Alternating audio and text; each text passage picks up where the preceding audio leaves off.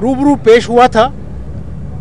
अब कौम को ये ज़रा गौर से सुनना है कि एक तरफ फवाद चौधरी और शहजाद अकबर 85 अरब की बात करते हैं, इंटीरियर मिनिस्ट्री का जो लेटर है ECL पे डालने का वो 33 अरब की बात करता है। इंटीरियर मिनिस्ट्री का क्या तुक बनता है कि वो 33 अरब की बात करे? उनको तो सीधी बात करनी चाहिए कि जी आपका नाम ECL पे डाल दिया है।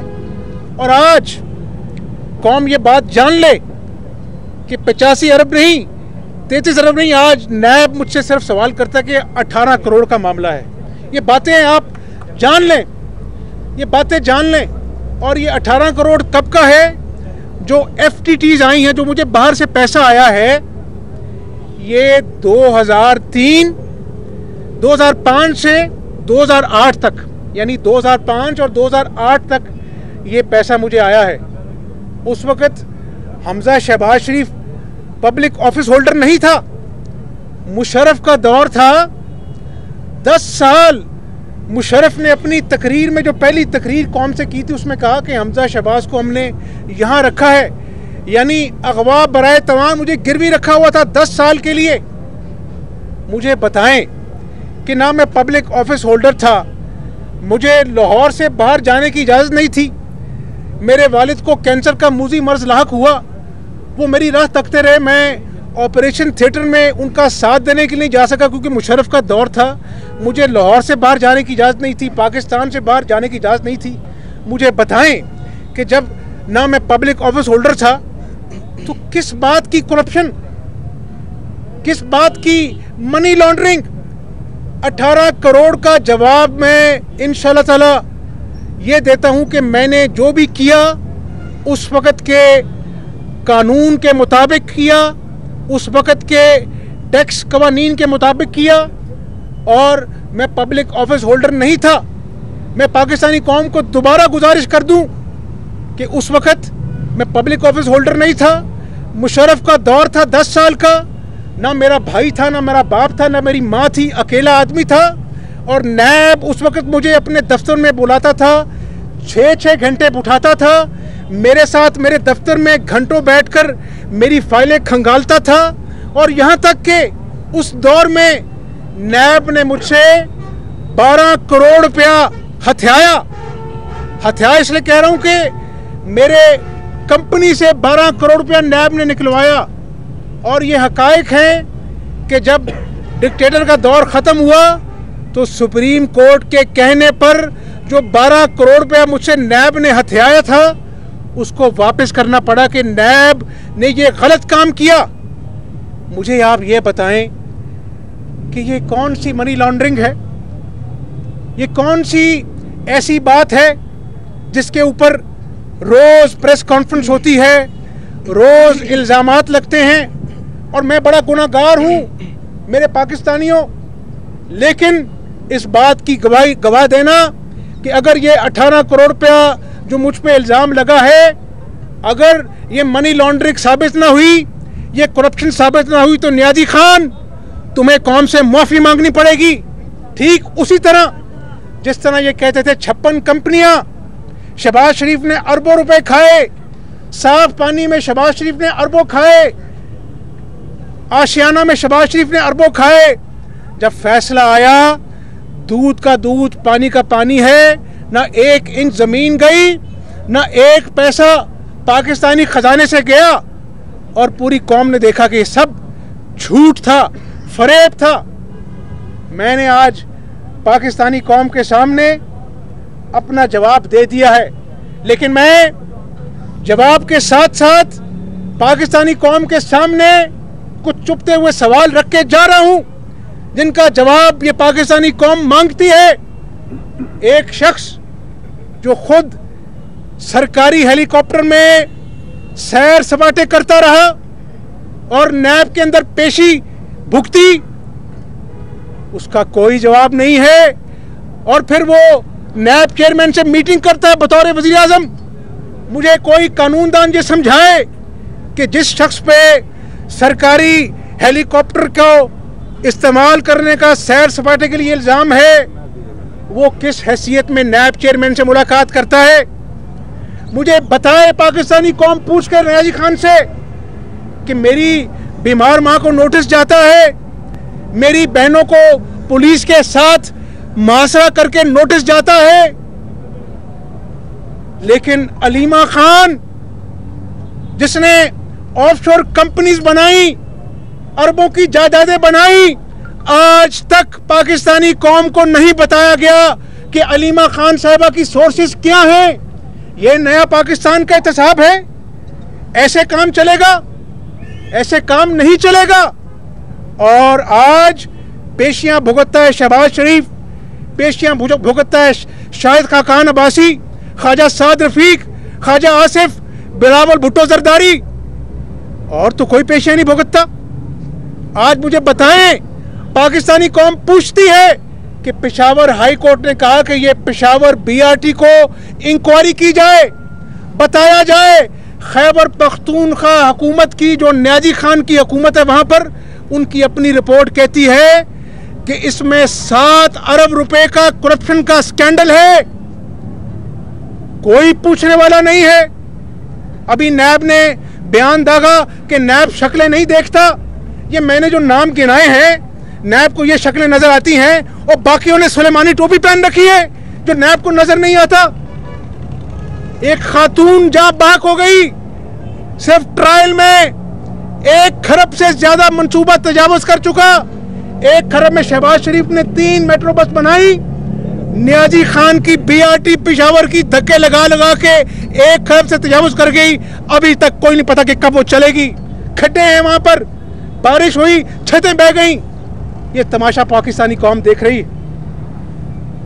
आज मैं गुजारिश करूंगा आपसे कि क़यामत की निशानियां हैं कि जहांगीर तरीन, जिसको सुप्रीम कोर्ट ने झूठा करार दिया, कल वो कह रहे थे मौसूफ कि शर्मनाक है करप्शन करना।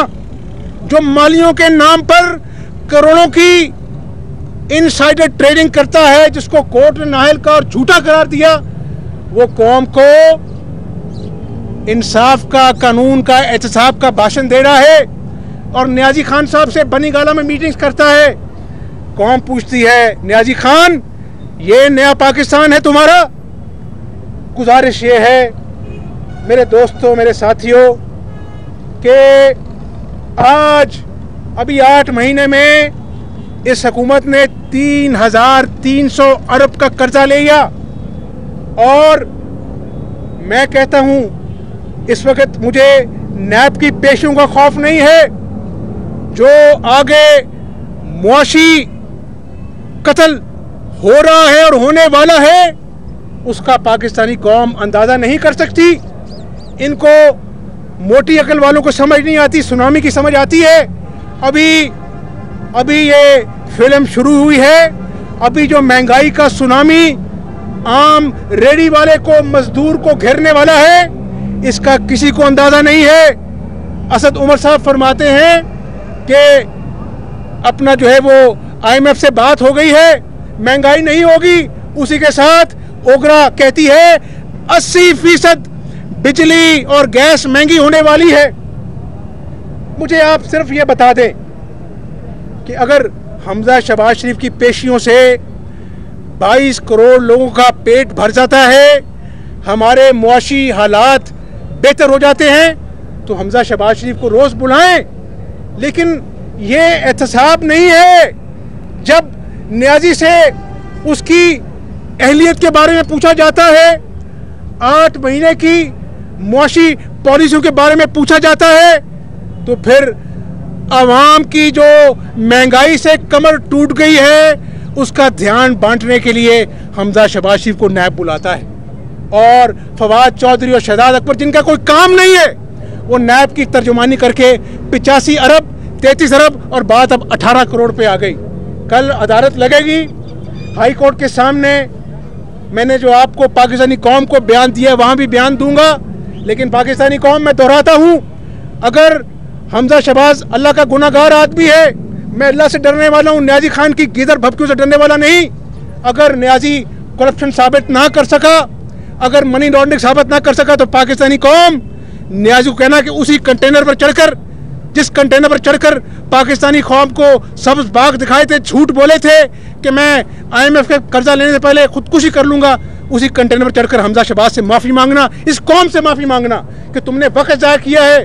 8 महीने कुछ नहीं किया, मईशत सिसकियाँ ले लेके एड़ियाँ रगड़ रगड़ के मर रही है, पाकिस्तानी कौम मर रही है, पाकिस्तानी कौम गुर्बत की आग में जल रही है, नियाजी खान बुग़्ज़ और हसद की आग में जल रहा है और ऐसे लगता है कि इस मुल्क का कोई वाली वारिस नहीं है। अब पंजाब पे आ जाएं, मुझे बताएं 8 महीनों में ये चौथा IG इन्होंने तब्दील किया है। IG ना हो गया चपरासी हो गया, कभी अपना सानिया साहिवाल हो जाता है, कभी सानिया पाकपतन हो जाता है, कभी वो इस्लामाबाद का IG जो है वो सवाती के कहने पर चेंज कर दिया जाता है, फिर हाई कोर्ट में माफ़ी तलाफी होती है। ऐसे चलेगा?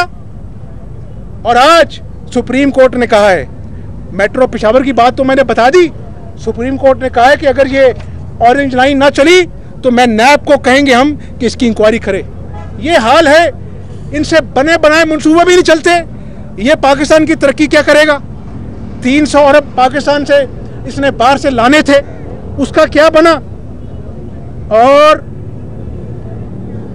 मुशर्रफ दौर में नियाजी खान आप उसके पैरों में बैठते थे, उसके रेफरेंडम के लिए वोट मांगते थे। आप मोहसिन कुश इंसान हैं, आप सर से पैर तक बुग़्ज़ और हसद में भरे हुए हैं। खुदारा हमजा शहबाज से बुग़्ज़ और हसद का बदला ले लो, लेकिन आज 400% दवाइयाँ महंगी हो गई, लोग अपने बच्चों को लेके बिलक रहे हैं, उनका भूख उनकी प्यास है, बूढ़ी माँ को दवाइयाँ खरीदने के लिए पैसे नहीं हैं। इस आवाम से बदला ना लो। आप कहते थे मैं शरीफ खानदान को रुलाऊंगा, अल्लाह ताला साथ हो तो नियाजी खान कुछ नहीं कर सकता, लेकिन खुदारा महंगाई की ताबड़तोड़ हमले से इस गरीब लोगों को मत रुलाओ। अगर इनको गुस्सा आ गया ना, ये तुम्हें इतना रुलाएंगे कि तुम्हें पाकिस्तान में छुपने की जगह नहीं मिलेगी।